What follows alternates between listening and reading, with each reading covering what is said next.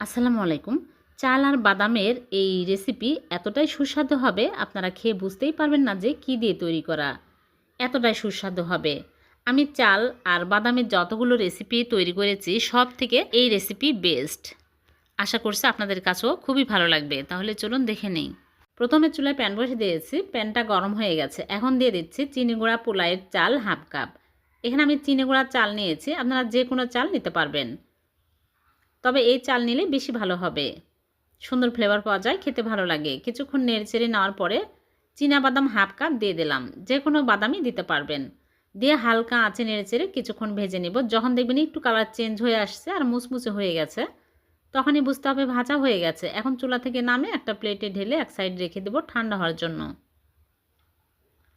ঠান্ডা হতে থাকুক। আর এদিকে আমি আবার চুলায় প্যান বসিয়ে প্যানটা গরম করে নিয়েছি। দিয়ে দিচ্ছি সাদা তিল হাফ কাপ। দিয়ে হালকা আঁচে নেড়েচেড়ে ভেজে নেব। ভেজে নিলে কাঁচা গন্ধ থাকে না, খেতেও ভালো লাগে। এখন আমি চুলা থেকে নামে একটা প্লেটে ঢেলে এক সাইডে রেখে দিচ্ছি ঠান্ডা হওয়ার জন্য। এদিকে আমি চালগুলো ঠান্ডা হয়ে গেছে, এখন একটা ব্লেন্ডার জাগের মধ্যে নিয়ে নিচ্ছি, গুঁড়া করে নিব।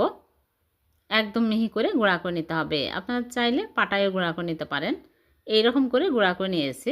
সুজির মতো একটু দানা দানা থাকবে, তাতে কোনো সমস্যা নেই, খেতে আরও বেশি ভালো লাগবে। এখন আমি এক সাইডে রেখে দিয়ে আবারও চুলায় প্যান বসিয়ে চিনি হাফ কাপ দিয়ে দিলাম।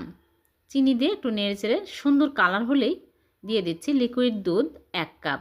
লিকুইড দুধ দিয়ে ক্যারামেলের সাথে কিছুক্ষণ জাল করে মিক্স করে নেব। দেখুন অনেক সুন্দর কালার আসছে।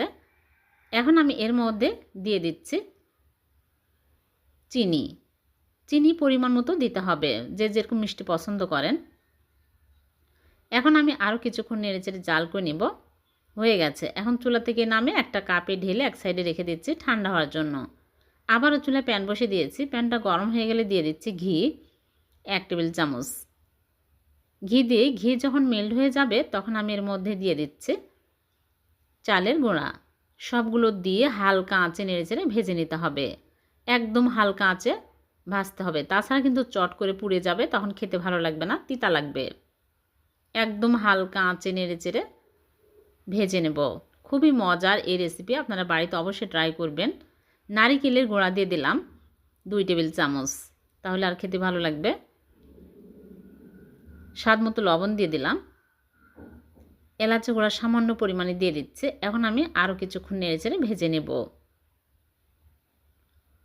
দেখুন অনেক সুন্দর কালার আসছে। এখন আমি এর মধ্যে ক্যারামেল অল্প অল্প করে দিব আর নেড়েচেড়ে নেব। একবারে ঢেলে দেওয়া যাবে না, অল্প অল্প করে দিতে হবে আর নেড়েচেড়ে নিতে হবে। সবগুলো দিয়ে আমি ভালো করে নেড়েচেড়ে শক্ত করে নেব। দেখুন কত সুন্দর কালার আসছে আর অনেক সুন্দর ফ্লেভার পাওয়া যাচ্ছে। খেতে কিন্তু দারুণ স্বাদের হয়। এরকম শক্ত হয়ে আসলেই হয়ে যাবে।